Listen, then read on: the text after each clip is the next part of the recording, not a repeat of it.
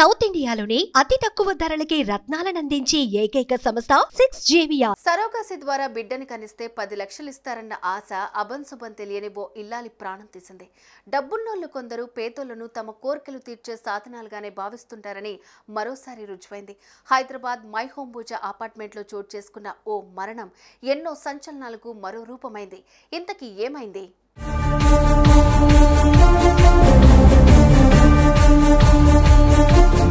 హైదరాబాద్ నగరం రాయదుర్గంలోని my home భుజ apartment. ఆ అపార్ట్మెంట్లో రాజేష్ బాబు అనే ఓ రియల్ ఎస్టేట్ వ్యాపారి, అతని భార్య 9వ అంతస్తులో నివసిస్తున్నారు. 54 ఏళ్ల రాజేష్ బాబుకు పిల్లలు లేకపోవడంతో సరోగసి ద్వారా సంతానం పొందాలని అనుకున్నారు. అందుకోసం సందీప్ అనే ఓ బ్రోకర్ ద్వారా ఒడిశాకు చెందిన సంజయ్ సింగ్, అశ్విత సింగ్ దంపతులతో మాట్లాడారు. తన వీర్యం ద్వారా తనకు బిడ్డను కనిస్తే 10 లక్షలు ఇచ్చేందుకు రాజేష్ బాబు ఒప్పుకున్నాడు. ఆ 10 లక్షలు వస్తే తమకు కష్టాలు తీరుతాయన్న ఆశతో సంజయ్, అశ్విత సింగ్లు తమ 4 ఏళ్ల బిడ్డతో సహా అక్టోబర్ 24న హైదరాబాద్ చేరుకున్నారు. ఆ దంపతులకు రాజేష్ బాబు మై హోమ్ భుజాలోని 7వ అంతస్తులోని తన అపార్ట్మెంట్లో నివాసం ఉండేందుకు ఒప్పించారు. ఇంతవరకు బాగానే ఉంది గానీ ఇక్కడే కథ మలుపు తిరిగింది.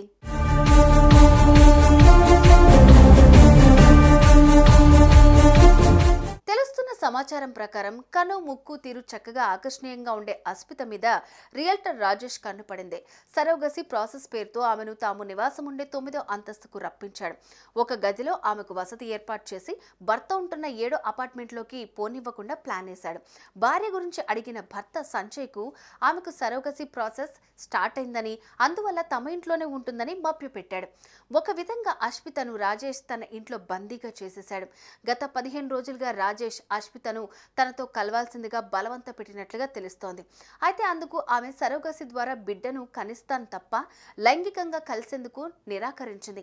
అదే సమయంలో ఈ డబ్బొద్దు, సరోగసి వద్దు, తమ ఊరెళ్లిపోదామంటూ భర్తకు ఫోన్ చేసి ప్రాధేయపడింది.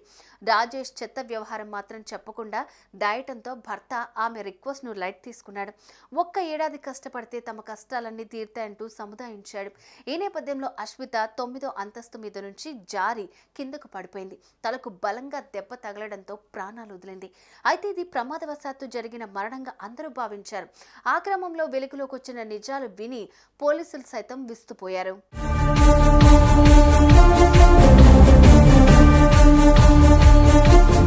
అశ్విత భర్త ఇచ్చిన ఫిర్యాదుతో పోలీసులు కేసు నమోదు చేశారు. రాజేష్ బాబును అరెస్ట్ చేశారు. బుధవారం కూడా అశ్విత మీద రాజేష్ లైంగిక దాడికి ప్రయత్నించిన నేపథ్యంలో ఆమె తప్పించుకునేందుకు బాల్కనీ మీద నుంచి 2 చీరలు జారవిడిచి వాటి ద్వారా 7వ అంతస్తులోని తన భర్తను చేరేందుకు ప్రయత్నించి ఉంటుందని, చీర పట్టుకుని జారే సమయంలో పట్టు తప్పి 9వ అంతస్తు నుంచి జారి పడిపోయి ఉంటుందని పోలీసుల ప్రాథమిక విచారణలో వెల్లడైంది. అయితే తాను ఆమె మీద ఎటువంటి లైంగిక దాడి చేయలేదని రాజేష్ బాబు చెబుతున్నట్లుగా తెలుస్తోంది. మై హోమ్ భుజ రాయదుర్గం లిమిట్స్ లో రాజేష్ బాబు అని వాళ్ళ మిస్సెస్ ఇద్దరు కలిసి ఒక అశ్విత సింగ్ అని ఒరిస్సా నుంచి ఒక 25 years మ్యారీడ్ ఉమెన్ సరోగసి పద్ధతి ద్వారా పాపను కనడం కోసం ఒక అగ్రిమెంట్ ప్రకారం తెచ్చుకుంటారు. ఆ లేడీ కూడా వాళ్ళ భర్త ప్లస్ తను వాళ్ళ అగ్రిమెంట్ ఇష్ట ప్రకారం వచ్చి వీళ్ళు ఇంట్లో ఉంటుంటారు. వచ్చిన తర్వాత మధ్యలో ఆ అమ్మాయికి ప్రాసెస్ ఇష్టం లేదు. వాళ్ళ భర్త కూడా చెప్పింది నాకు నచ్చలేదు వద్దు అని చెప్పేసి. అతను కూడా ఏం కాదు అడ్జస్ట్ చేసుకో, మా అగ్రిమెంట్ ఇచ్చా అంటే ఒప్పుకున్నాం కదా అని చెప్పి సంజాయిస్తాడు అతను. కానీ ఆ అమ్మాయికి ఇష్టం లేక మరి ఇంట్లో తనకు ఏ ప్రాబ్లం ఉందో తెలియదు. నిన్న రాత్రి వెనకాల నుండి దిగి అంటే ఒక శారీ కట్టుకుని దాని ద్వారా కింది దిగి వెళ్ళిపోవాలని చెప్పి ప్రయత్నం చేసింది. ఆ ప్రయత్నంలో దిగుతున్న సందర్భంలో జారి కింద పడిపోయి చనిపోయింది. ఈ విషయంలో తనకి ఏదో హరాస్మెంట్ ఉంది, తన మరణానికి అని చెప్పేసి ఇంటి ఓనర్ మీద ప్రస్తుతానికి కేసు కట్టి ఎంక్వైరీ చేస్తుంది. సరోగసి పేరుతో పిలిపించి భర్తని ఇంట్లో యువతిని తన ఇంట్లో ఎందుకు ఉంచాల్సి వచ్చింది? మనస్ఫూర్తిగా సరోగసికి ఒప్పుకొని వచ్చిన అశ్విత డబ్బు వద్దనుకుని ఎందుకు తమ ఊరు వెళ్లిపోవాలనుకుంది? ఆమె మీద రాజేష్ బాబు లైంగిక దాడికి పాల్పడ్డాడన్న ప్రచారంలో నిజం ఎంత?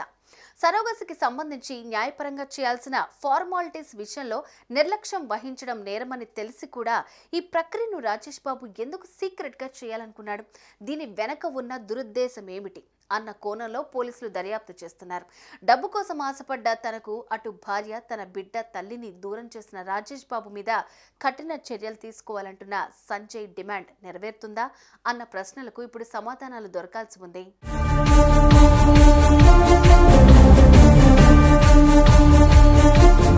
ఏదేమైనా 10 లక్షల కోసం ఊరుగాని ఊరు వచ్చిన ఓ పేద కుటుంబం రోజుల వ్యవధిలో చిన్నాభిన్నమైపోయింది.